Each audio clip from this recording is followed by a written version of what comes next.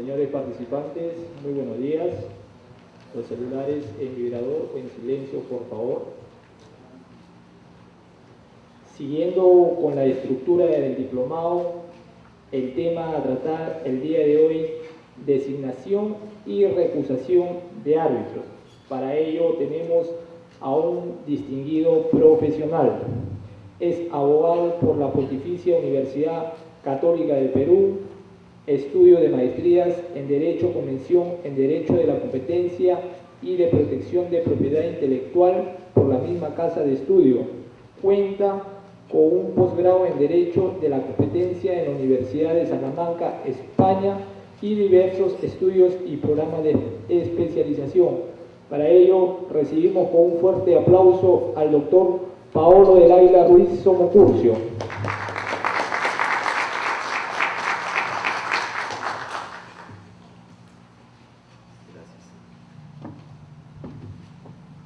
Muy buenos días con todos.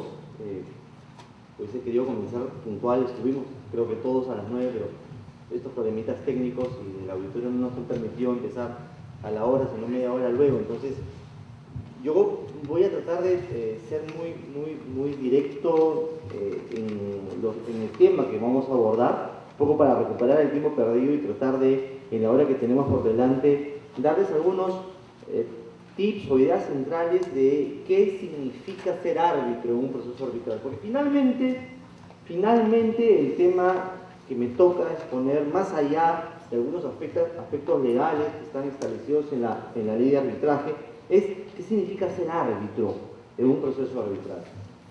Y de hecho, un poco la sumilla refleja tres temas importantes que creo que es necesario analizar y que podamos ver en esta hora, y también tener algún tipo de feedback o retroalimentación terminada la exposición para dar pie a unas preguntas.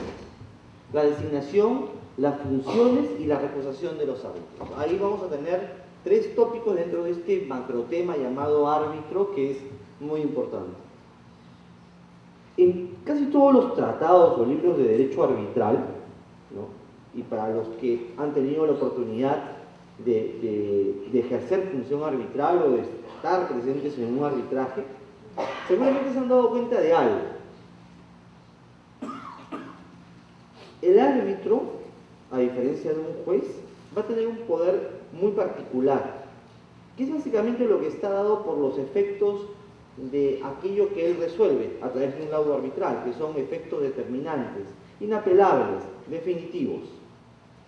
Lo que dice el árbitro es prácticamente palabra santa, no hay más. El recurso de anulación, ustedes lo van a ver luego, es un recurso estrictamente de forma, no de fondo. Por lo tanto, qué importante es lo que el árbitro nos dice en su pronunciamiento. No es revisable, más allá de cuestiones formales y procesales. Por eso es que los libros en materia arbitral dicen que el arbitraje vale lo que valen los árbitros. Un arbitraje, más allá de las reglas buenas, malas o regulares que puedan tener, está marcado esencialmente por la capacidad y por la idoneidad del árbitro en el ejercicio de sus funciones. El árbitro no es un juez, el árbitro es un privado, y como privado tiene una peculiaridad que lo distingue por sobre todo los otros operadores de justicia. Esa peculiaridad, mis estimados amigos, es la confianza, o se resume en la palabra confianza. El árbitro goza de la confianza de las partes, porque si no, no sería elegido por ellas. El árbitro es alguien que para las partes es una persona lo suficientemente capaz, competente y proba como para resolver en única instancia la controversia que se le pone en la mesa. Fíjense ustedes entonces cómo estas primeras reflexiones que están ahí en el diapositivo y ustedes lo tienen fotocopiado, nos permite ver que el sustento mismo del arbitraje reposa en la persona del árbitro. Un mal árbitro hace un mal arbitraje.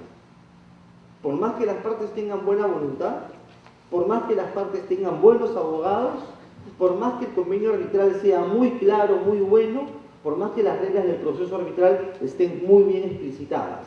Si el árbitro es malo, en todo el sentido de la palabra, es decir, en lo profesional, en lo académico, en lo ético, pues seguramente, les digo, el arbitraje va a ser muy malo, muy mal llevado, con muchos defectos. En tanto, si el árbitro es bueno, es una persona competente y honesta, por más que tengamos partes un poco conflictivas, por más que tengamos árbitros no muy expertos en materia arbitral, o por más que tengamos reglas de juego para el proceso arbitral no muy claras ni definidas, pierdan cuidado que el arbitraje va a ser muy bien llevado.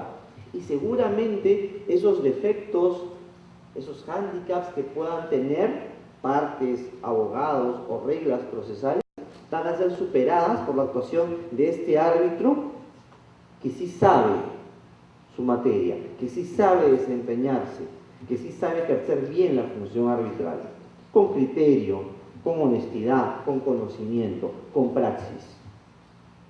Por tanto, sí, estas reflexiones son importantes para enmarcarnos en este tema medular del arbitraje que se refiere a los árbitros. El arbitraje vale lo que valen los árbitros. No hay reglas buenas o malas, sí árbitros capaces o incapaces para su aplicación eficaz.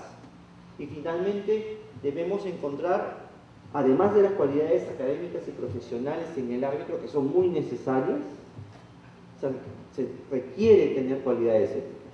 Es un cúmulo de cualidades que las partes debemos buscar en los árbitros antes de su designación. Porque finalmente, esa designación, como decía hace unos minutos, se basa en la confianza. Aquí no hay un imperativo, no hay una norma que me dice, este fulano va a ser árbitro. Si yo elijo bien, voy a tener un buen arbitraje.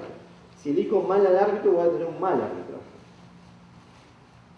La cosa, la idea, es tener los elementos y juicios de valor antes de designar al árbitro, para que ese árbitro designado sea una persona que cumpla con ese perfil, con el perfil que yo quiero. Porque finalmente, si me equivoco, no va a pasar como en temas judiciales, donde digo, no, ese juez es un incompetente, o ese juez es un deshonesto. Acá yo elegí a mi árbitro. Y si me equivoco con ese árbitro, porque es incompetente, incapaz, deshonesto, lo que fuese, va a ser mi culpa. Por tanto, lo que tiene el arbitraje, que no lo tiene la justicia ordinaria, es un incentivo para elegir bien. Y ese incentivo justamente va a estar dado por la facultad o por el derecho inherente en el arbitraje que ostentan las partes al momento de la designación de los árbitros. Las partes son las que designan los árbitros, no el Estado. Y en ese sentido, ¿qué mejor incentivo para que mi proceso funcione, sea rápido, sea eficaz, sea predecible, sea imparcial y para que tenga un buen laudo, que elija a un árbitro idóneo? Depende de mí. Entonces, miren ustedes esta figura del árbitro totalmente distinta a la del juez, desde el inicio, desde su concepción, desde esta relación de confianza que tiene con las partes y donde ellas son las que van a elegir. Y acá pasamos justamente al primer subtema, que es referido a la designación de los árbitros. En nuestro esquema, en nuestra estructura legal, ¿no? Y esto ustedes lo pueden chequear en la ley de arbitraje, en el capítulo referido a tribunal arbitral, creo que es el artículo 19 y siguientes, hay tres formas o tres mecanismos para la designación de árbitros. El primer mecanismo está referido al nombramiento directo de los árbitros. Esto es, son las partes quienes en el ejercicio de su autonomía de voluntades, y ojo que el arbitraje es básicamente autonomía de voluntades, el arbitraje es un contrato, son las partes las que van a designar al árbitro o a los árbitros, dependiendo si es un tribunal arbitral colegiado o un árbitro único. Y son las partes, como les decía hace un rato, las que evaluarán qué perfil de árbitro desean. Muchas veces ese perfil se incorpora al convenio arbitral, ¿no? Y se dice el tribunal estará integrado por abogados mayores de 40 años, con maestría en derecho tal, con especialización, docentes, qué sé yo, que manejen el inglés, lo que sea. Las partes muchas veces en el convenio arbitral diseñan el perfil del árbitro, otras veces no, y queda abierto ese perfil. Pero en todo caso, en este primer sistema de designación son las partes, y solamente ellas, las que de manera directa designan al o a los árbitros. Si es un arbitraje unipersonal, ambas partes se pondrán de acuerdo y designarán al señor Juan Pérez como árbitro. Si es un arbitraje colegiado, que usualmente es de 3 árbitros, cada una, demandante y demandado, designará al respectivo árbitro y entre ellos, entre los 2 coárbitros, designarán al tercero, que va a ser el presidente del tribunal. Digamos, son las maneras o los mecanismos o las formas clásicas de designación de un árbitro. Pero ahí tenemos que en cualquiera de ambos supuestos van a ser las partes las que van a designar directamente a los árbitros. El segundo mecanismo de designación, lo ven ustedes ahí, está referido al sistema de designación por delegación. Es decir, aquí el nombramiento ya no proviene directamente de las partes, pero sí indirectamente. ¿A qué me refiero? Las partes, por las razones que sean, no se sienten lo suficientemente capacitadas o interesadas o lo que fuese para que ellas nombren directamente al árbitro. ¿Qué es lo que hacen entonces? Delegan esa facultad intrínseca que tienen las partes en el nombramiento de árbitros a un tercero. Ese tercero puede ser un centro de arbitraje, puede ser una persona natural, puede ser cualquier persona jurídica, en fin, la ley es absolutamente amplia y general. La delegación va a un tercero. Lo importante es que no son las partes las que van a nombrar, sino ese tercero, persona natural o jurídica, la que va a tener, digamos, el encargo que le hacen las partes para que él o ella efectúe el nombramiento del árbitro. Por tanto, aquí ya no estamos hablando de un nombramiento directo, sino de un nombramiento por delegación. Y el tercer y último mecanismo de designación del árbitro lo vemos con la nueva ley de arbitraje, bueno, no tan nueva, del año 2008, en lo que se denomina el nombramiento residual. Ese nombramiento residual es aquel que se da cuando las partes no se han puesto de acuerdo en el nombramiento de un árbitro, o cuando una parte a quien le corresponde nombrar un árbitro no lo nombra en el plazo establecido por ley, o cuando los 2 coárbitros no designan al presidente del tribunal. Es decir, en cualquiera de estos 3 supuestos, ¿no?, las partes que no nombran, una parte que no nombra, o los 2 árbitros que no nombran al presidente, la ley lo que nos dice en su artículo 23 es algo muy, muy sensato. En esos casos, en esos supuestos, serán las cámaras de comercio del lugar del arbitraje las que nombren al árbitro. ¿Y cuál es la importancia de esto? Básicamente la importancia, amigos, está ligada a la necesidad de darle eficacia al arbitraje. Porque imagínense que no existiese el nombramiento residual. Imagínense si esta labor o esta designación en defecto de las partes no existiese en la ley. ¿Qué pasaría? Lo más seguro es que si una de las partes quisiera detener el arbitraje, entorpecer el arbitraje y obstaculizar la instalación del tribunal arbitral, tendría una manera muy sencillita de hacerlo, que me imagino que ustedes ya lo sospechan, que es lo que se hacía antaño: no nombro al árbitro, no me pongo de acuerdo con la otra parte para nombrar al árbitro único, o no nombro al árbitro que me corresponde a mí nombrar dentro del tribunal arbitral. Y con eso el caso va a estar per secula seculorum, ¿no?, detenido. Como no se nombra el árbitro, no hay instalación, y como no hay instalación, no puede empezar el proceso arbitral. Bacán. La ley de arbitraje, la nueva, la del 2008, de una manera muy inteligente dice: oye, como queremos darle efectividad al arbitraje y que realmente el arbitraje funcione bien, debemos establecer un mecanismo de nombramiento residual o indefecto, ahí cuando las partes no nombran. Y por eso es que surge este nombramiento cameral. ¿Por qué las cámaras de comercio? Porque en general, ¿no?, y esto es histórico, en las cámaras de comercio se ha desarrollado el arbitraje. De hecho, el arbitraje comienza o tiene su acta fundacional, ¿no?, allá en los inicios de la Edad Media, cuando se conformaban, ¿no?, los primeros gremios de comerciantes. Y fue un sistema de composición de conflictos hecho por y para comerciantes. Entonces, hay una razón bastante histórica y práctica, porque, y esto me consta a mí que estuve varios años dirigiendo el Centro de Arbitraje de la Cámara de Comercio de Lima, en la gran mayoría de cámaras de comercio del país, grandes o de provincias importantes, encontramos un centro de arbitraje, ¿no? Entonces, sí, la organización de las cámaras naturalmente acoge la institución arbitral. Por eso es que la ley establece eso.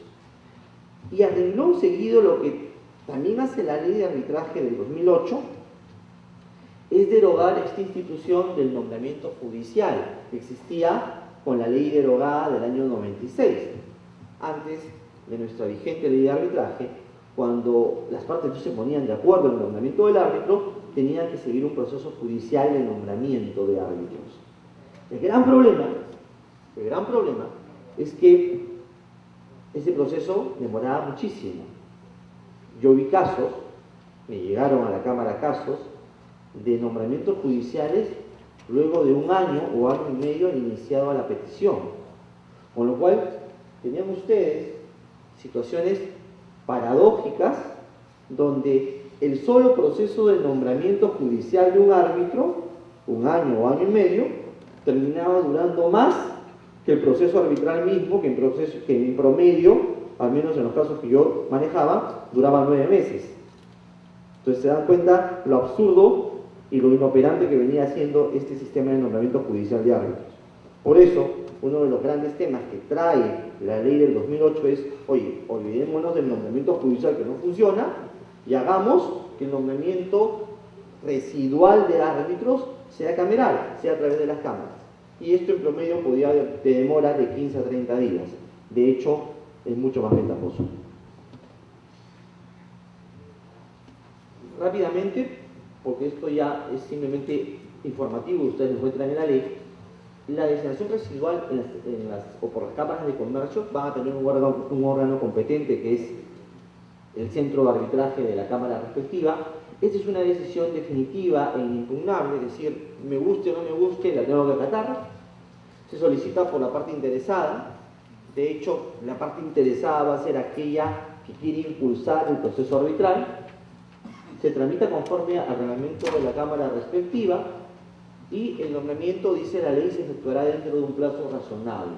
No dice un plazo específico, lo cual me parece bien, sino habla de un plazo razonable que, por experiencia les digo, puede fluctuar entre 15 a 30 días, lo cual es, sí, creo razonable. ¿Cuáles son los criterios para el nombramiento residual? Aquí también la norma nos habla del cumplimiento de ciertos requisitos convencionales y legales para ser árbitro. Tema que vamos a ver en un ratito y que creo que puede ser de interés para ustedes, sobre todo si quieren postular a los registros de árbitros de las distintas instituciones arbitrales. Se tiene que elegir a alguien que garantice la independencia y la imparcialidad en este trabajo. Es un procedimiento de asignación aleatoria, pero por especialidad, es decir, lo que hacen las cámaras no es elegir a dedo a tal o cual persona, sino es, dependiendo de la controversia, del tema controvertido, ubicar de su registro a los árbitros que estén en esa especialidad. Y pensemos que es un problema, no sé, vinculado al derecho de seguros, ¿no? Y en el registro hay 10 profesionales que están especializados y tienen su praxis en ese tema. De esos 10 va a haber un sorteo y ahí va a salir el árbitro. Más o menos, esa es un poco la mecánica o la lógica en los sistemas, o lo que debería ser los sistemas de designación residual, ¿no? Además, establece que en los arbitrajes internacionales, de preferencia, El árbitro único, el presidente, tendrá una nacionalidad distinta de las partes para que no pueda haber ningún tipo de conflicto de interés. Ahora bien, ¿cuáles son? Y esto, como decía hace un ratito, de pronto les interesa a ustedes bastante si es que quieren postular e ingresar a los registros de árbitros de los centros. ¿Cuáles son las calificaciones o los requisitos que se piden para ser árbitro? Aquí encontramos, señores, dos tipos de calificaciones: las calificaciones legales y las calificaciones convencionales. Las calificaciones legales, ustedes, y acá se los digo, lo pueden encontrar en el artículo 20, de la ley de arbitraje. De hecho, las calificaciones legales, ustedes las pueden chequear en la diapositiva, son muy simples. ¿Qué se requiere legalmente para ser árbitro? Se requiere ser persona natural, nacional o extranjera, es indistinto. Por tanto, ustedes tienen en el Perú, de acuerdo a la ley peruana de arbitraje, un árbitro colombiano puede ejercer función arbitral. No interesa la nacionalidad.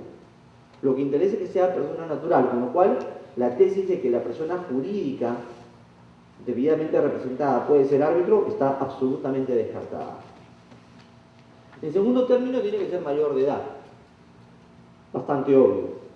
De ahí que, además, esté esta persona, para ser árbitro, en pleno ejercicio de sus derechos civiles.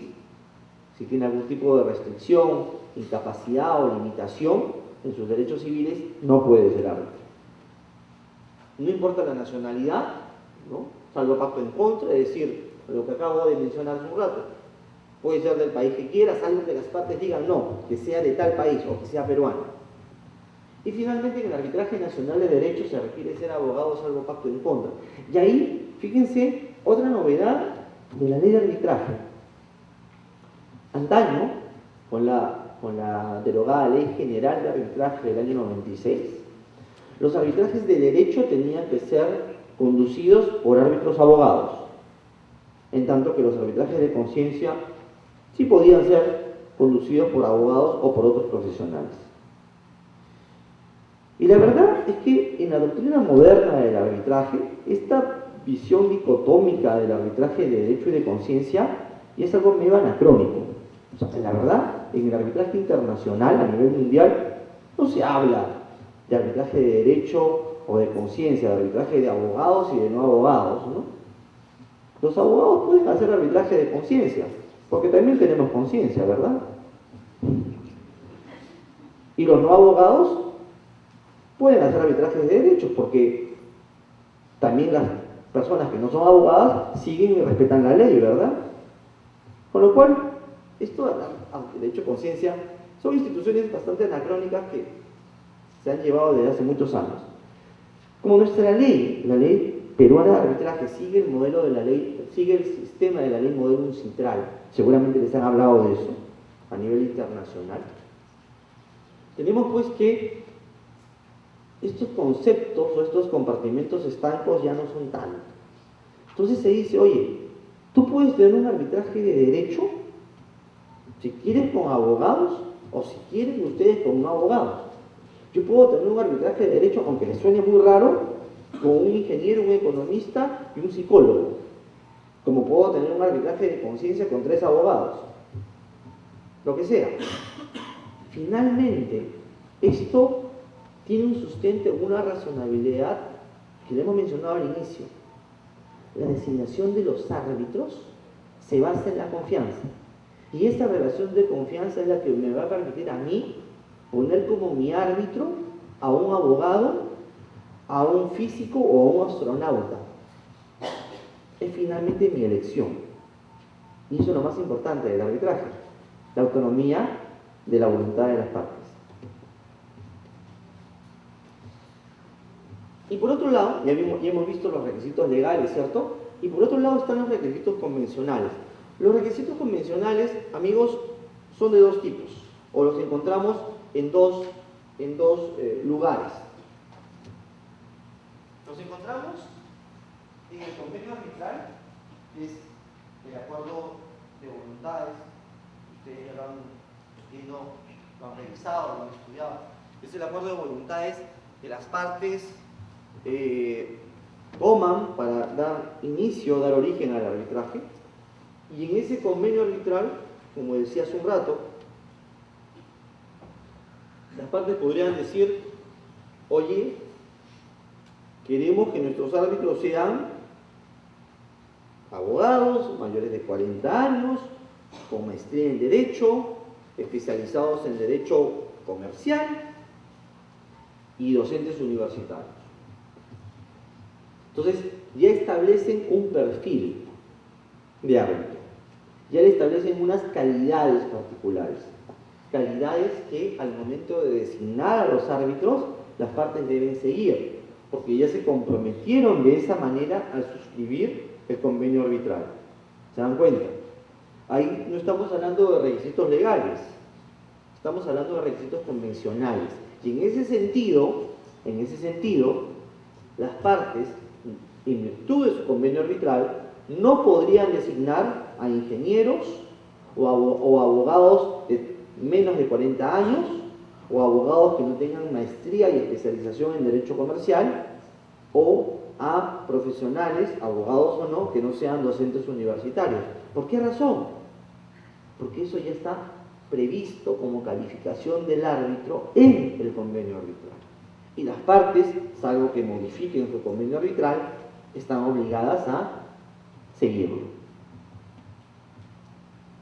La otra calificación convencional que encontramos está dada en los reglamentos de los centros de arbitraje. Seguramente muchos de ustedes han preguntado, acá mismo en el Colegio de Abogados, en el centro de arbitraje: oye, ¿cuáles son los requisitos para ser árbitro? Y esos no son los requisitos que están en la ley, porque los requisitos legales son para todos, general. Pero cada centro de arbitraje tiene sus propios requisitos para ser árbitro.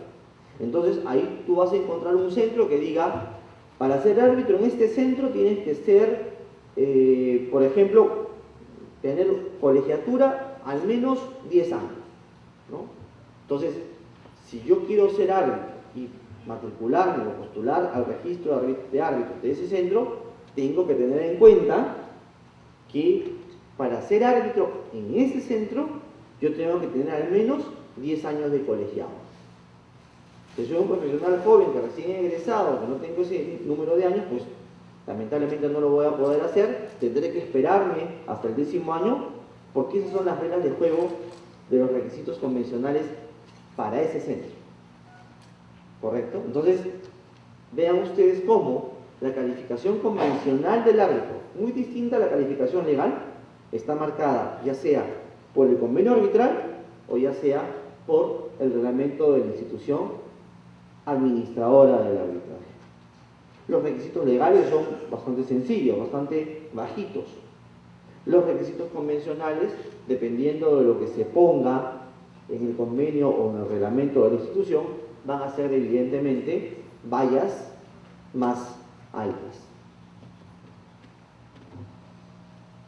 Y finalmente, para ir cerrando este capítulo, este subcapítulo primero que tiene que ver con la designación y los requisitos de los árbitros, la incompatibilidad está dirigida básicamente a funcionarios y servidores del Estado, ¿no? Y está regulado por normas especiales, principalmente la ley de contrataciones y su reglamento.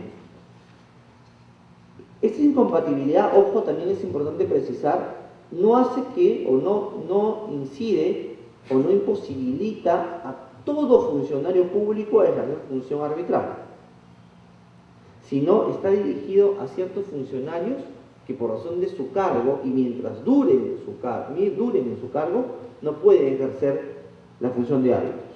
Piénsese, por ejemplo, en los congresistas, en el presidente, en los ministros, en los jueces, magistrados en general, etc. Pero, por ejemplo, un funcionario público, un empleado público adscrito a una ODP, ¿no? Puede ser árbitro en un litigio arbitral entre dos particulares por un contrato de distribución de mercancías. Perfectamente.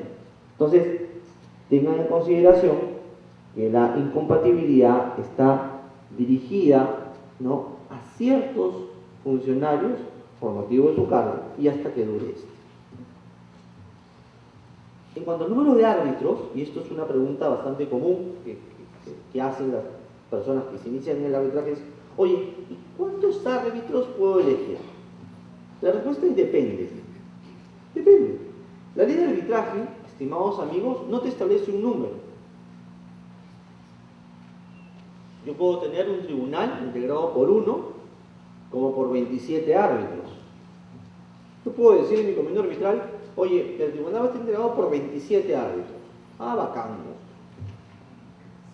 Sí. Ahora hay que ser bastante loco para hacer una cosa así. En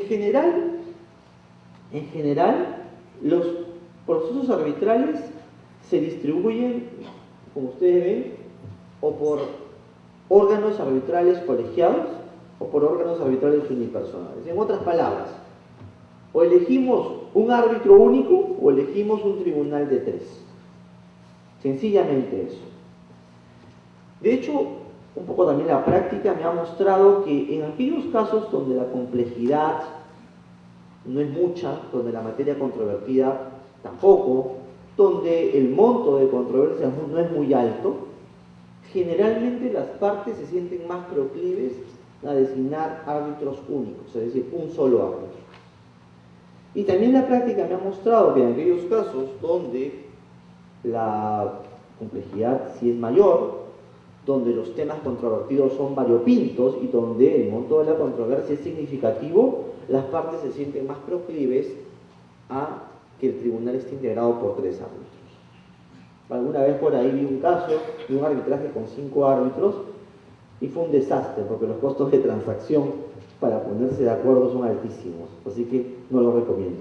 En general, entonces, o árbitro único o 3. La ley lo que sí nos dice es que en caso de duda o defecto, es decir, que las Cortes no hayan estipulado el número de árbitros, estos serán 3. Y con esto cerramos este primer subcapítulo referido a los mecanismos de designación y requisitos para ser árbitro. Y nos vamos a un segundo subcapítulo. Al final vamos a hacer preguntas, eso sí, no se preocupen, porque estoy seguro que ya algunos tienen unas 27 también preguntas de repente, tanto como árbitros. ¿Cuáles son las funciones de los árbitros? Fíjense, básicamente, si uno empieza a hurgar en el proceso arbitral y un poco a meterse en la piel de los árbitros, va a encontrar que fundamentalmente los árbitros hacen 4 funciones, tienen 4 grandes chambas los árbitros, que son las que están siempre, en cualquier proceso arbitral, sea grande, mediano o chico, sea en materia de contrataciones públicas o sea en temas de derecho civil patrimonial. Se trate de inversión nacional o extranjera, se trate de empresas peruanas o foráneas, se trate de arbitraje de derecho de conciencia o institucional o ad hoc, lo que fuera, sea el tipo de arbitraje que sea, las funciones de los árbitros básicamente se circunscriben a las 4 primeras que están en la diapositiva y eventualmente a la quinta. ¿Cuáles son? La primera función, y esos son, digamos, manual de funciones del buen árbitro, yo lo llamaría. Manual de funciones del buen árbitro. La primera función, amigos, es lo que parece obvio, pero a veces no lo es tanto. Identificar las posiciones de las partes. Lo primero, si ustedes quieren ser buenos árbitros, que deben hacer es saber qué quieren las partes. Oye, ¿qué pretende el demandante y cómo lo sustenta? ¿Y qué pretende el demandado y cómo lo sustenta? Eso, que puede resultar, como repito, obvio, es algo que a veces algunos árbitros no lo tienen muy presente y que justamente cuando llega el momento de laudar, fallan sin haber internalizado y analizado lo que las partes quieren. Lo primero entonces que yo debo hacer y que se hace justamente en toda la etapa postulatoria del arbitraje es tener clarito y bien masticado ¿Qué es lo que quiere cada una de las partes? Oiga, ¿qué quiere el demandante? El demandante quiere A, B, C, por esto, esto y lo otro, y lo mismo con el demandado. La identificación de la posición de las partes, que al final de cuentas se plasma en la audiencia de fijación de puntos controvertidos, es fundamental. Segunda chamba, segunda función. El árbitro otorga eficacia al arbitraje. Las leyes no son perfectas. Los reglamentos arbitrales tampoco son perfectos. Y tenemos casos donde pueden presentarse dudas, vacíos, defectos.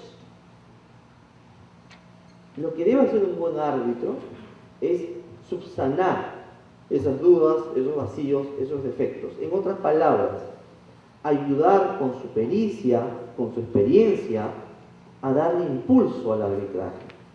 El árbitro es el motor del proceso arbitral.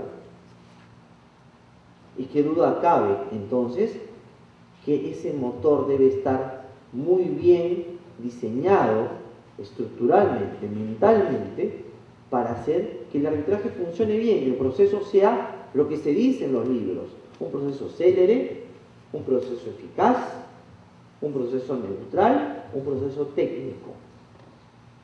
Entonces, allí donde puede haber problemas está la labor de otorgarle eficacia al arbitraje, al proceso por parte de los árbitros.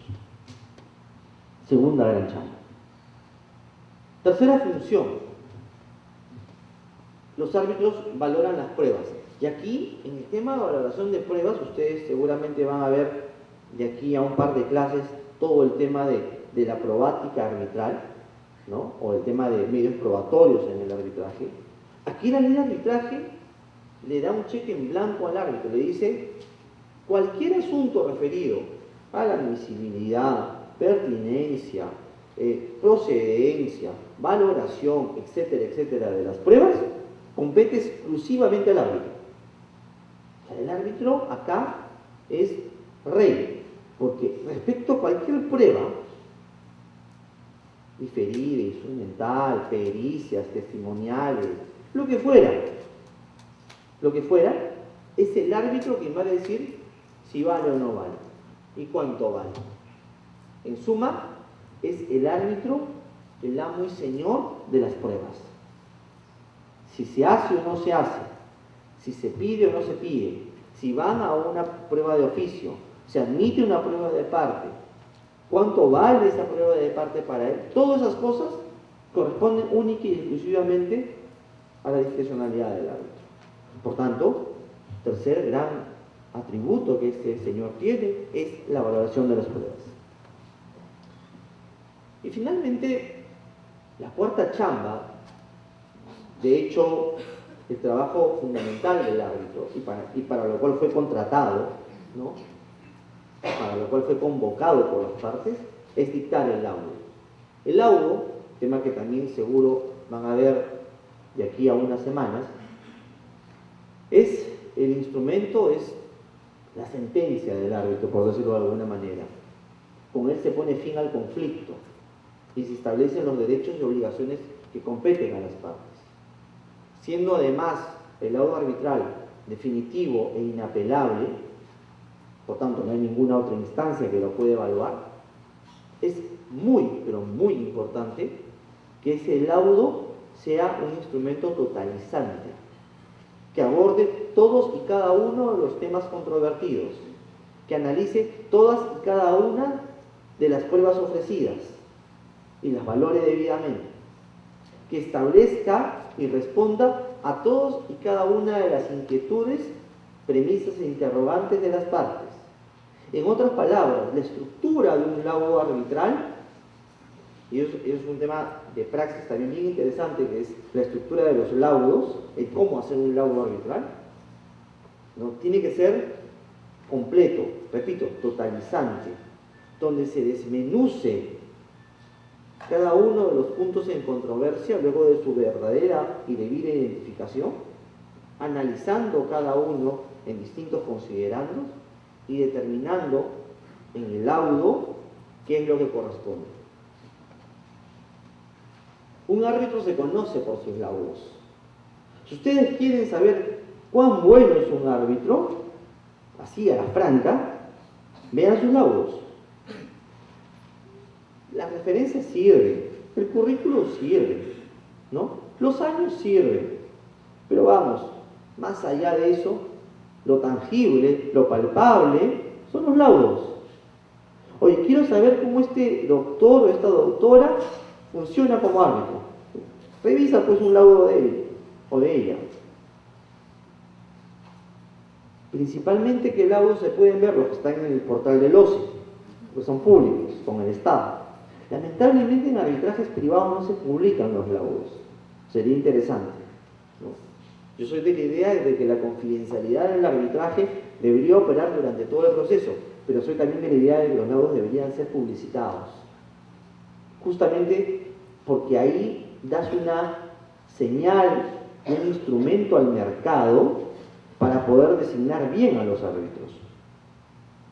Yo he visto en mi práctica profesional, y estoy metido en este tema del arbitraje ya casi 10 años, he visto laudos impecables, que son piezas de antología, ¿no? Con un sustento fino, con una investigación pormenorizada, donde en extensas páginas se desarrolla punto por punto y se da respuesta a todas las interrogantes y pretensiones de las partes. Y de hecho, en ese laudo va a haber una parte que va a ganar y otra a perder, o una va a ganar más que otra. Y de hecho, una de las partes pues no va a estar tan contenta como la otra, o no va a estar nada contenta. Pero ese laudo es inmaculado. Y incluso las partes perdedoras dicen, caballero, no tenía razón. Me lo dijo el árbitro de una manera clarísima. Pero también he visto laudos, ¿no? Que poco más y sacan una servilleta de papel para hacerlo. 4 o 5 páginas mamarrachentas que no te dicen nada y que te laudan de una manera X. Entonces, mucho cuidado. El laudo es la mejor carta de presentación de un árbitro, sinceramente. Y por último, eventualmente los árbitros pueden tener facultades de ejecución de sus propios laudos. Esto, amigos, no es algo común, se hace de una manera muy esporádica, pero eventualmente, y esto lo señala la ley de arbitraje, las partes pueden autorizar a los árbitros a ejecutar sus propios laudos. Ello no se hace así porque generalmente las partes hacen la ejecución de los árbitros del laudo a través del sistema judicial.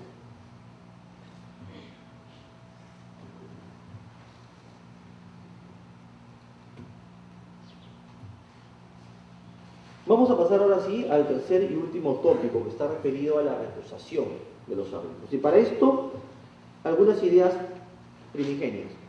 Señores, los árbitros no representan los intereses de las partes. Es una verdad de perogrullo, ¿no? O sea, no tiene que estar un fulano acá parado diciendo, oye, los árbitros no son abogados de parte. Pero siempre es bueno decirlo porque algunos se olvidan, ¿no es cierto? Entonces, tienes árbitros que tienen, pues, digamos, un corazoncito muy pro a la parte que lo designó. Y eso, sinceramente, deja mucho que desear de ese árbitro. O sea, finalmente, si a ti te van a designar árbitro es porque sabes que vas a hacer bien tu chamba. Y dentro de eso, no tienes por qué darle la razón obligatoriamente a la parte que te designó. Entonces, mucho cuidado con eso. Los árbitros, en ese sentido, se deben desempeñar con imparcialidad. Es decir, no van a tender subjetivamente a favorecer a ninguna de las partes. Se deben desempeñar también con discreción y gozan, por tanto, del secreto profesional. Tienen independencia y, por tanto, en ese sentido, no están sometidos a órdenes, dictados o disposición de ninguna autoridad. De hecho, el árbitro no tiene por qué hacerle caso ni siquiera a un juez.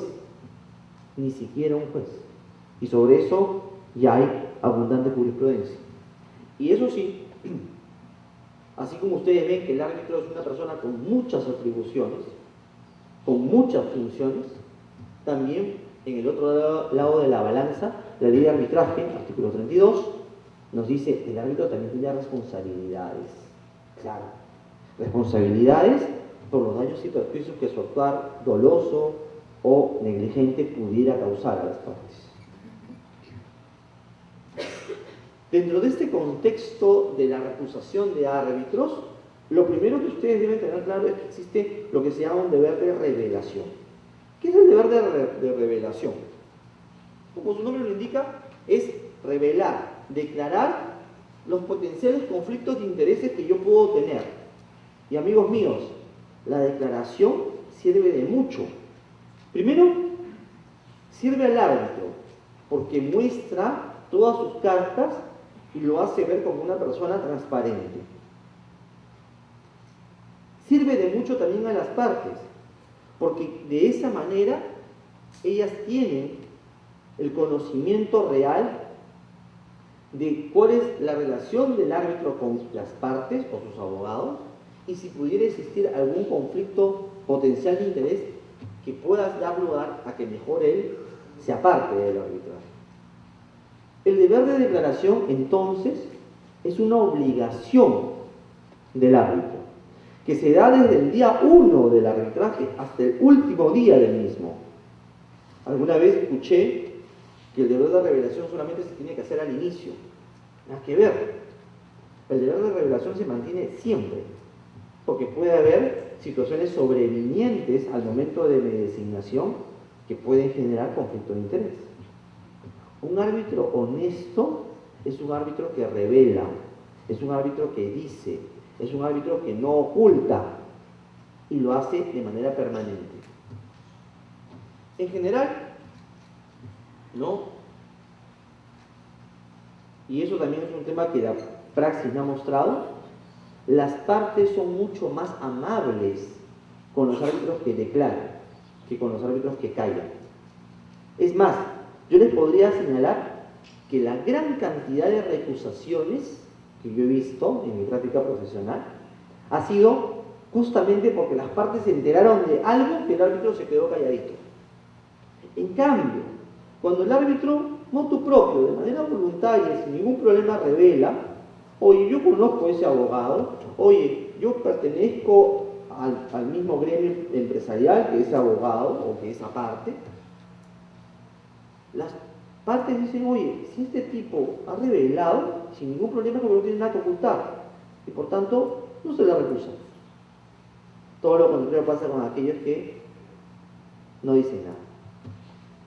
A través de la declaración, entonces, las partes van a examinar, a apreciar estos potenciales conflictos de interés que pudieran mermar la imparcialidad o independencia del árbitro. Y para resolver estos conflictos de interés, o para saber cuáles son esos conflictos de interés, se aplican los códigos de ética y las directivas de la IBA.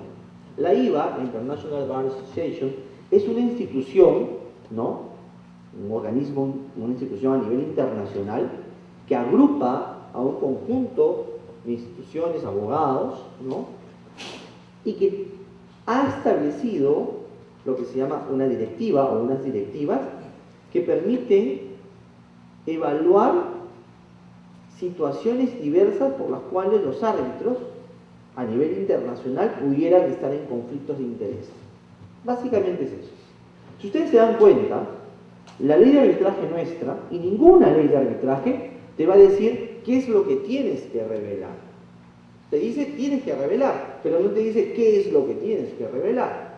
Sería bastante tonto que te lo diga, ¿no? Aparte sería una lista interminable de situaciones y supuestos sobre los cuales nunca se pudiese regular completamente, ¿no? Esas leyes, para mí, que tratan de regular todos supuestos, son leyes tontas, porque nunca se puede regular todo. Siempre va a haber un supuesto que nadie se lo imaginó en ese momento y que apareció después. Por eso, la mejor regulación es la desregulación, dicen, ¿no? La mejor regulación es la desregulación. Mientras más regulas, más te equivocas.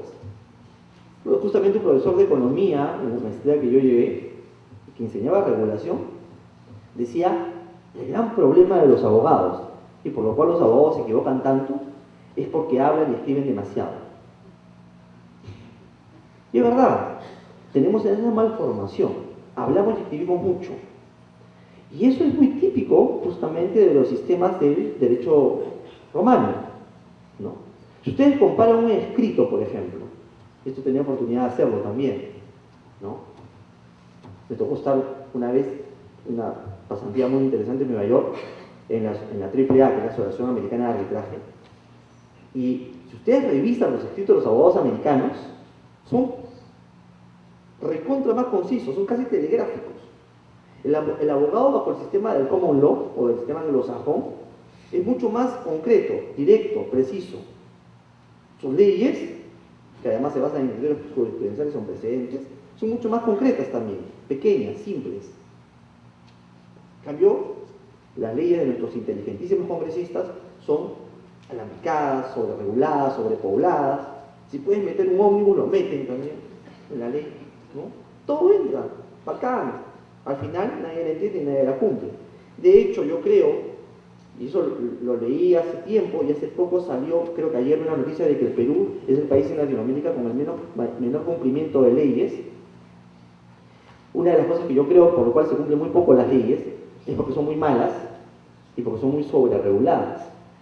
Justamente, hay muchas leyes en el país. La pregunta no es cuántas leyes hay, sino cuántas leyes se cumplen y se ejecutan debidamente en el país. En los sistemas, no solamente como los, sino de países desarrollados, el número de leyes es muchísimo menor que el nuestro, pero se cumple mucho más. Pero en fin, es otra historia. Vayamos nuevamente a esto. Estas directivas lo que te dicen es cuáles son los supuestos sobre los cuales tú tienes que tener en cuenta al momento de declarar. Y te establecen casi supuestos o relaciones de 4 orígenes. Relaciones familiares que pudiera tener el árbitro con las partes, relaciones comerciales que pudiera tener el árbitro con las partes, relaciones profesionales que pudiera tener el árbitro con las partes, y un cajón desastre. Entonces, ahí básicamente lo que te dicen las directivas es, oye, en estos supuestos ten en cuenta que tienes que declarar, o ten en cuenta que no es necesario declarar. Así, por ejemplo, si me designa árbitro el estudio de abogados del cual yo formo parte, evidentemente hay una incompatibilidad manifiesta. Yo no debería aceptar. Pero si me designa árbitro un socio de un club social al cual yo pertenezco, siendo 6.000 o 10.000 los socios de ese club, no habría ningún problema de aceptar. No hay conflicto de interés.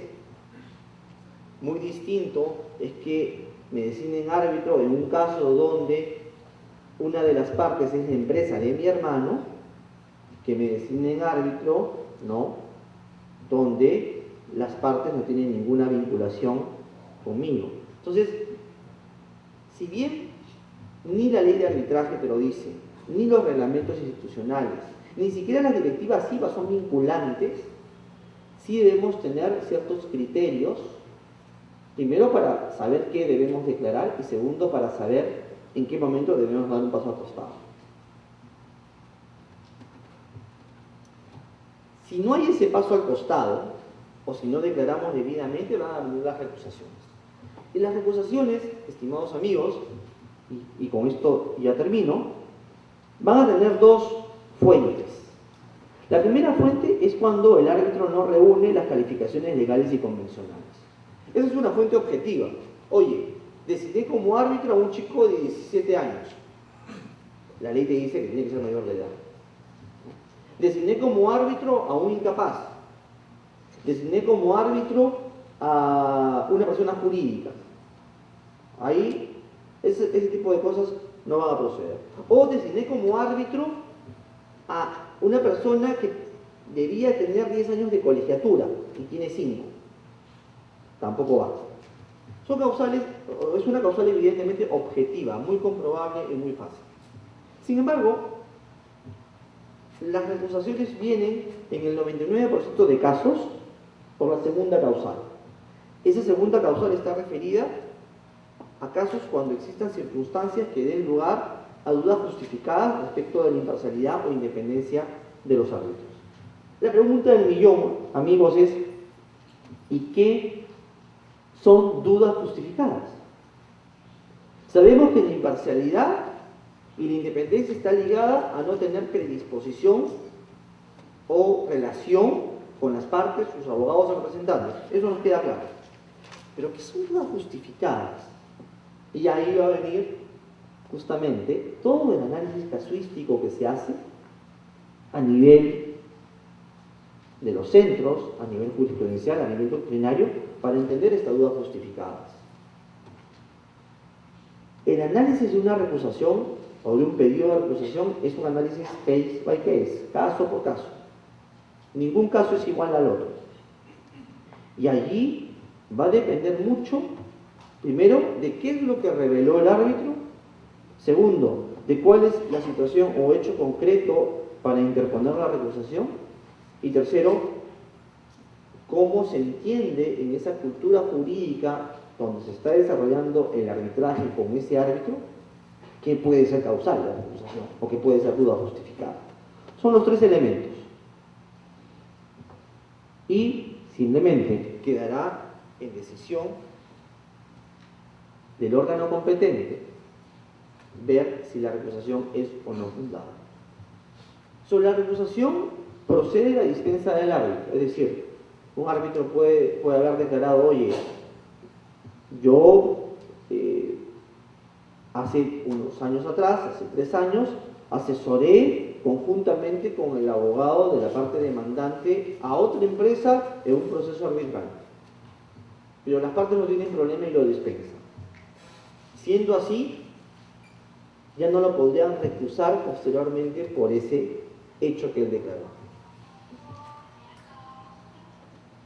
¿Se puede recusar al árbitro que la parte nombró? Yo nombré al señor Juan Pérez como árbitro. ¿Lo puedo recusar? Sí lo puedo recusar, pero ojo, solamente por causales sobrevinientes, porque se entiende que al momento del nombramiento, para mí, no había causal de recusación respecto de los hechos anteriores de esa persona.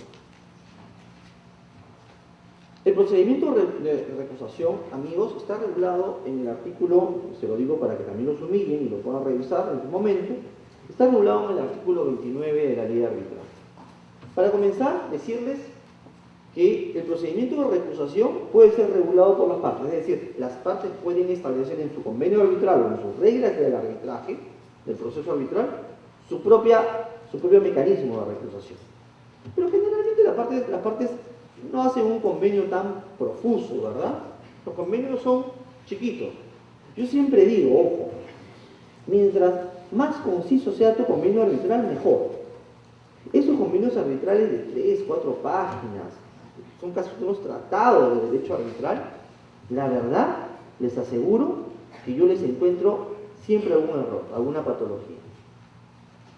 Vamos, cualquier conflicto derivado de este contrato se resolverá mediante un arbitraje en tal institución o bajo tales reglas y punto. No hay que inventar la pólvora, hay que ser muy simple. Por tanto, difícilmente en el convenio arbitral se va a regular el proceso de recusación. Así que vamos a acudir al procedimiento regulado en la ley. ¿Qué te dice la ley? Si tú, parte en el proceso, encuentras alguna causal de recusación contra el señor árbitro, presenta un escrito de recusación estableciendo las razones. Luego de ese escrito se harán los descargos respectivos. El árbitro tiene la opción de renunciar. Muchas veces el árbitro que se siente incómodo con la recusación se va, renuncia y se le sustituye.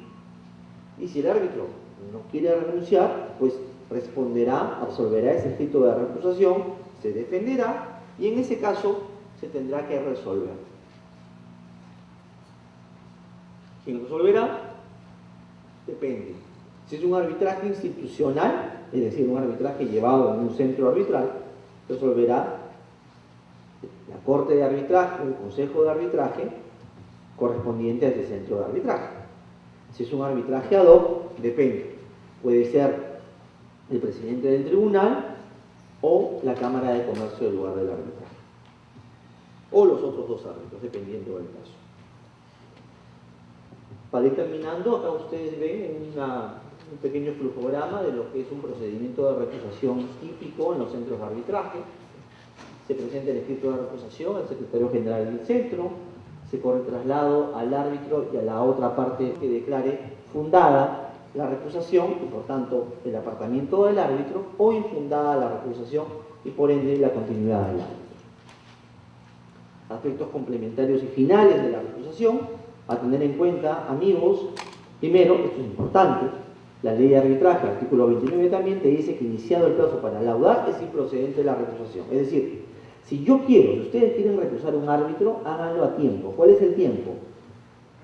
Hasta el momento previo a la resolución de autos para laudar.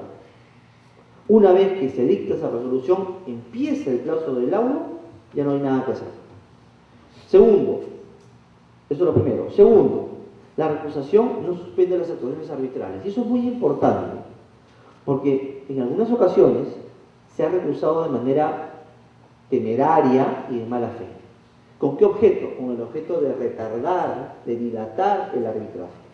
Sabiendo que no había ninguna razón de recusación, la parte que sabe que va a perder, porque sabe que no tiene la razón, quiere molestar al árbitro y quiere frenar el arbitraje. Entonces, ¿qué hace? Lo recusa.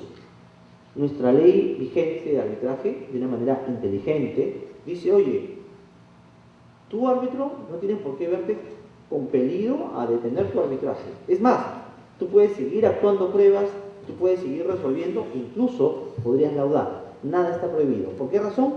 Porque la recusación no suspende las actuaciones arbitrales. Tercero, esto también es importantísimo y lo clarifica la ley de arbitraje nuestra. No procede a recusar por decisiones del tribunal. Muchas veces me tocó resolver recusaciones de árbitros porque la parte no estaba de acuerdo con el criterio jurídico esbozado en la resolución que admitía un medio de pruebas. O la parte no estaba de acuerdo con el concesorio del cautelar efectuado por el árbitro. O la parte no estaba de acuerdo con la improcedencia de la reconsideración de una resolución. En otras palabras, amigos, no vale, no corresponde recusar al árbitro por decisiones propias de su ejercicio arbitral.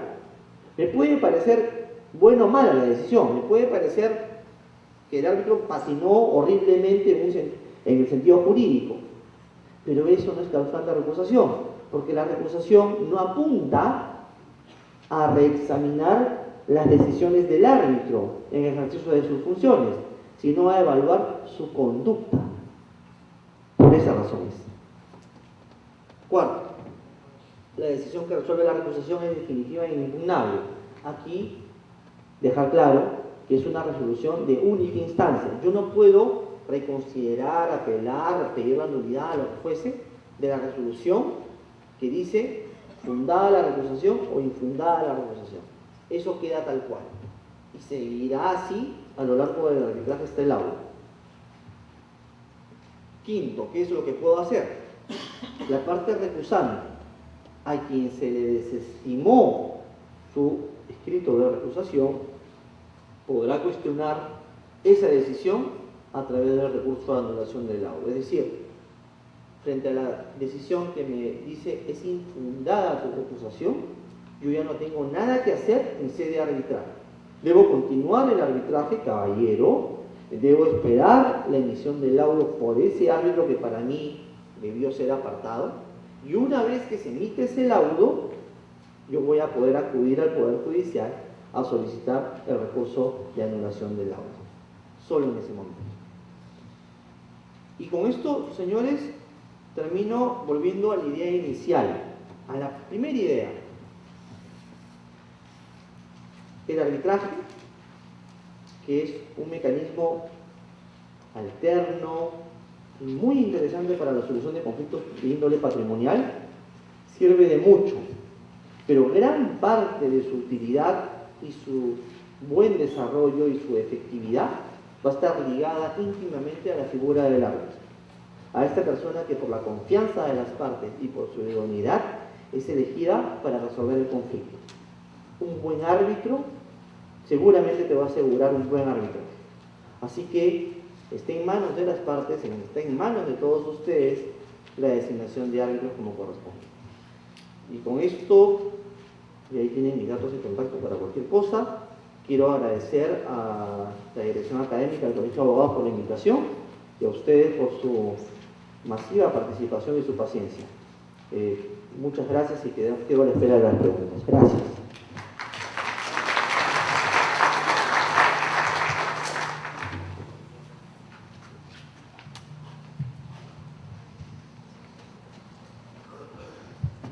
Señores participantes, el Colegio de Abogados de Lima hace el reconocimiento al doctor Paolo del Águila Ruiz de Somocurcio por su participación como expositor en el diplomado especializado en arbitraje. Un fuerte aplauso, por favor.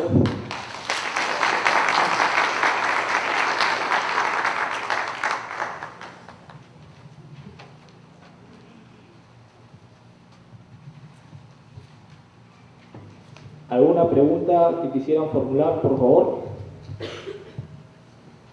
Empezamos con los autores de ahí. Sí.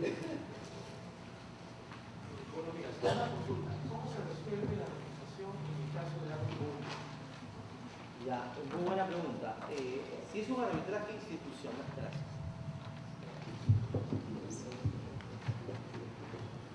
Si es un arbitraje institucional, ¿no? Ahí nuestra ley de arbitraje y también los propios reglamentos de las instituciones arbitrales, sea la que fuese, te va a decir quién es el órgano dentro del centro encargado de resolver esta recusación. Generalmente, la estructura de los centros de arbitraje tiene lo que se llama un consejo o una corte de arbitraje. Entonces, la recusación del árbitro único en ese arbitraje institucional seguido en la institución X va a ser resuelto por la corte de arbitraje o el Consejo Superior de Arbitraje de ese árbitro X, de esa institución X, perdón. Pues ahí, claro.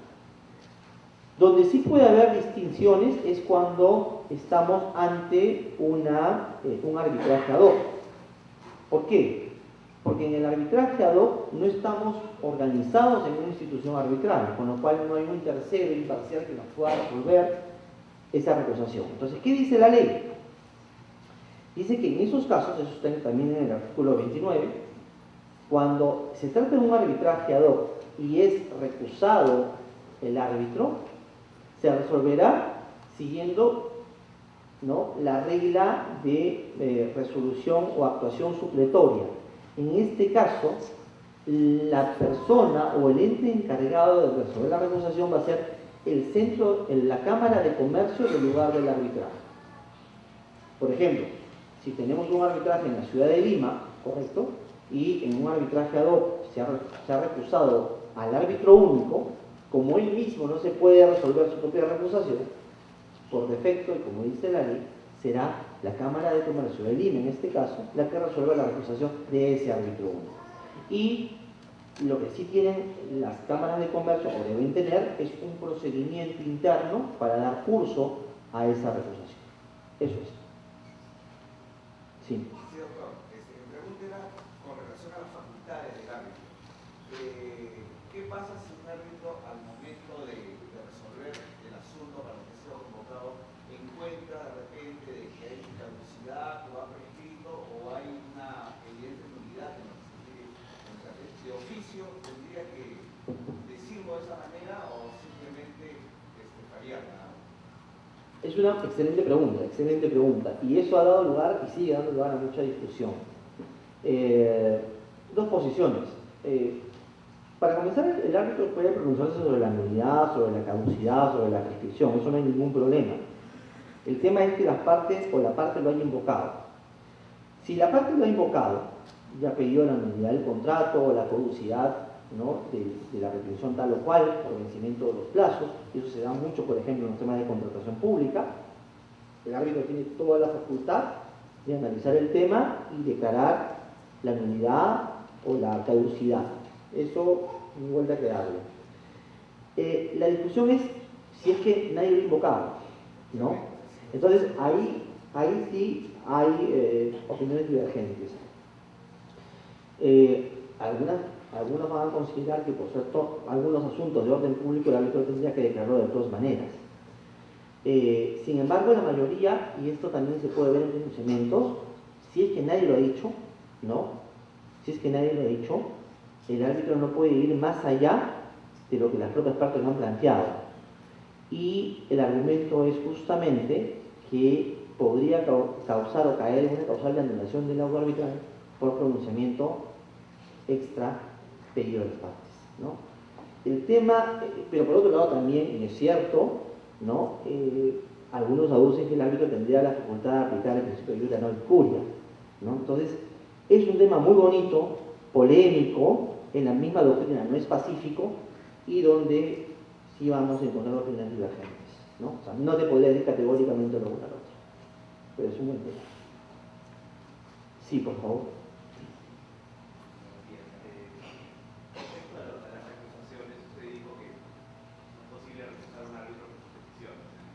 Así es. Sin embargo, hay decisiones de carácter procesal, por ejemplo, el no aplicar los plazos, que es la ley, por ejemplo, el no exigir ciertos requisitos sobre las partes, y que pues, algunas favorezcan y otras compliquen. Hay alguna jurisprudencia de OSA respecto del año pasado. ¿Qué opinión tiene usted respecto a ese tipo de...? Yo creo que particularmente no comparto las acusaciones por cualquier tipo de decisión, sean decisiones sustantivas o objetivas. ¿Y por qué no lo comparto? Primero porque creo que contradice el espíritu mismo de la ley de arbitraje, que es el no cuestionar, o perdón, el no recusar por decisiones arbitrarias. Más allá de que pueda haber justificaciones reales en el sentido de defectos en el trámite del procedimiento o defectos de fondo incluso, creo que la recusación no es el camino. Si el árbitro, como bien apuntas, tuvo una actuación o dio un trámite indebido, por ejemplo, no respetando los plazos procesales establecidos, por ejemplo, peor aún, dándole oportunidades a una parte y no a la otra, violentando de esa manera el elemental derecho a la igualdad entre las partes o al derecho de defensa en su caso, yo creo que el camino no es la recusación, sino sería el recurso de anulación del laudo. Y creo que por ahí perfectamente la parte vulnerada en esto que tú señalas tendría el camino totalmente claro y transparente para buscar y lograr la anulación del laudo arbitral, por estas razones. Creo que la recusación no. La recusación, y en esto mantengo mi posición, apunta esencialmente a un examen de conductas, ¿no? No a exámenes de errores sustantivos o procesales. Ahí está la diferencia. Sí, por favor. Buenos días. Si las causales de recusación implican cuestionar su independencia o su imparcialidad, lo cual es demasiado subjetivo, de alguna manera, o casi generalmente, y generalmente se presentan recusaciones por algún motivo, por dilación o porque se quiere poner en duda la particular actuación de un árbitro. Mi pregunta va, ¿existen casos en un proceso arbitral donde la recusación planteada contra uno de los árbitros, si no existe en el convenio arbitral nada determinado,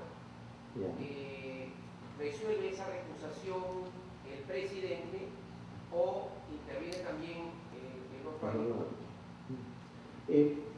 A ver, como bien dices, o sea, en la recusación hay un factor, sobre todo cuando se analiza el tema de la imparcialidad, no tanto la independencia, porque la independencia sí es mucho más objetivo, ¿no? Hay un factor de conexión. Pero sí la imparcialidad tiene una carga subjetiva y así lo reconoce la doctrina unánimemente. Y eso hace que, evidentemente, lo que puede ser imparcial para uno no es para otro. De repente para uno es poco imparcial el árbitro que acepta el nombramiento cuando hace 10 años fue abogado del estudio con la patrocina del demandado, pero para otro no deja de ser imparcial el árbitro pese a ese hecho, ¿no? O sea, muchas veces depende del estrato en que se mire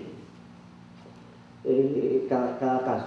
Por eso yo les decía en la exposición que la recusación, cuando se basa en estas dudas justificadas, no cuando se basa en las causales objetivas, sí tiene que ser dada o vista caso por caso. O sea, es muy complicado, y te diría hasta temerario decirle, pues, esta es la regla general. Yo no me aventuraría a eso. Yo lo único que sí te podría decir es, como árbitro, cumple tu deber de declaración. Es más, incluso yo me animaría a decir, si tienes dudas, declara. Si tienes dudas, declara. Segundo, no dejes de declarar por el hecho de que ya se instaló el tribunal. Y tercero, ya el tema mismo del análisis de la deuda justificada de la imparcialidad es absolutamente casuístico. No hay dos casos iguales. No hay dos casos iguales. Entonces, sí, pues hay una carga subjetiva que va a depender de muchas variables. En la resolución, interviene el tribunal, el presidente, ¿cómo se hace? Depende, un poquito lo que le decía también al caballero que inició la ronda de preguntas. Si es un arbitraje institucional, siempre, y acá siempre es regla, va a ser la entidad arbitral la que te resuelve el caso, te resuelve la acusación, siempre, no hay duda. Si es un arbitraje ad hoc, depende, pues claro, si es un órgano colegiado y se recusa al árbitro A, será el árbitro o los árbitros B y C los que resuelven, ¿no? O sea, es ese sistema. Ahora, si se recusa lo que se llama la recusación in toto a todo el tribunal, va a ser la Cámara de Comercio el lugar de la arbitraje de la resuelve. ¿Okay? Sí, el señor de al fondo y el señor que está acá del medio. Y con eso creo que me dicen que acabamos. Sí, por favor. Por lo que le escuchaba, por lo que escucho al responder la pregunta, parece que el deber de revelación no es una obligación que se pueda plasmar en un documento. No. Una especie de declaración jurada. No, sí, lo es. Lo es. Eso es una. Dos, usted también nos indica que en concreto, en la ley de arbitraje no existen causales para que se dé una recusación. Entonces, pero a la vez nos señala que la IVA, en sus directivas, sí establece causales, como es el hecho de que exista parentesco entre el árbitro y una de las partes, o que existe una relación comercial entre las partes. ¿Por qué no establecerlo? Que la ley, cuando las facultades del árbitro son tan grandes o mucho mayores, en este caso que un juez, donde se debe establecer obligaciones en concreto para dar una mayor responsabilidad al árbitro cuando esto es una solución de conflictos sociales. Si bien antes era una cuestión demasiado cerrada, ahora el arbitraje está bajando a la sociedad. Entonces hay que cuidar la institución, y una forma de cuidar la institución es darle causales fijas, concretas, para una causal de recusación. A ver, sobre lo primero que le dije, sí, o sea, el deber de revelación sí se plasma en un documento, que es una declaración jurada. O sea, de hecho, a todos los que alguna vez hemos sido nombrados árbitros, lo primero que tenemos que hacer es que con la carta de aceptación adjuntar esta declaración jurada, que es mi deber de revelación, donde digo, oye, no tengo ningún conflicto de interés porque no conozco a las partes, ni sus abogados, ni representantes. O procedo a declarar que el año 95 trabajé en un due diligence con el abogado de la parte demandante, o que conozco por una relación social al representante de la parte demandante. O sea, eso sí se pone en blanco y negro en un documento que es declaración jurada y se presenta junto con tu carta de aceptación al momento de aceptar tu nombramiento. Eso sí se hace. Y justamente eso además sirve para que las partes conozcan más del árbitro que se ha nombrado. Sobre lo segundo que pregunta, en el sentido de por qué no se ha puesto causales de recusación, la ley sí pone, o sea, no es que no haya causales de recusación, el artículo 28 te pone las dos causales de recusación que yo les mencioné, es decir, la causal por incumplimiento de los requisitos legales y convencionales y la causal por las dudas justificadas de la imparcialidad e independencia. Lo que no hace la ley, ¿no? Lo que no hace la ley es establecer los supuestos de los potenciales conflictos de interés.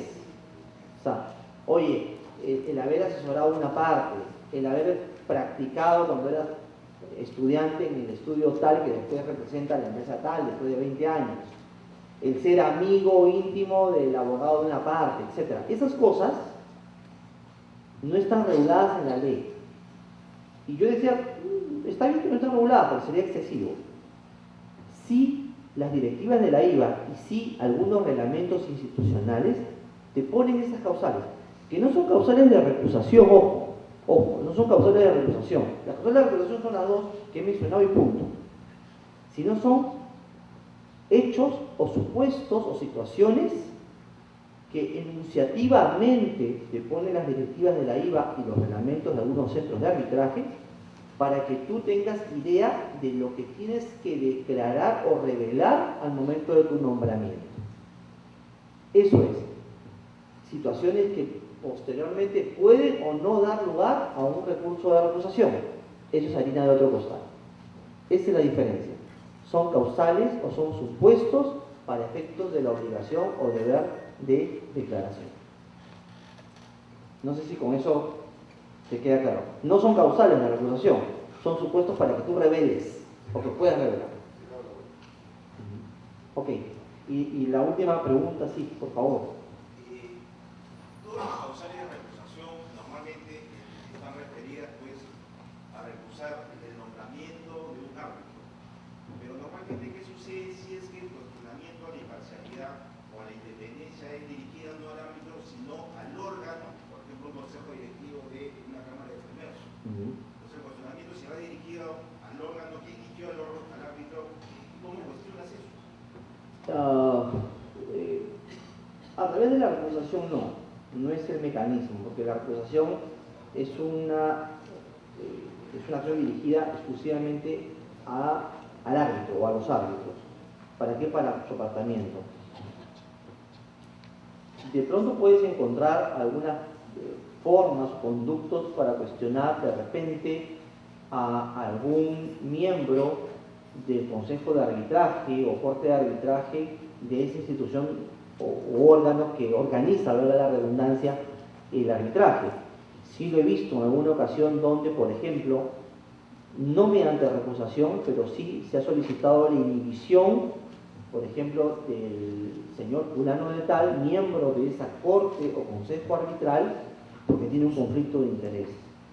Entonces, sí, eso sí se podría hacer para apartar a ese consejero o a ese miembro de la corte de arbitraje de esa entidad arbitral del conocimiento del caso si es que éste llega a sus manos.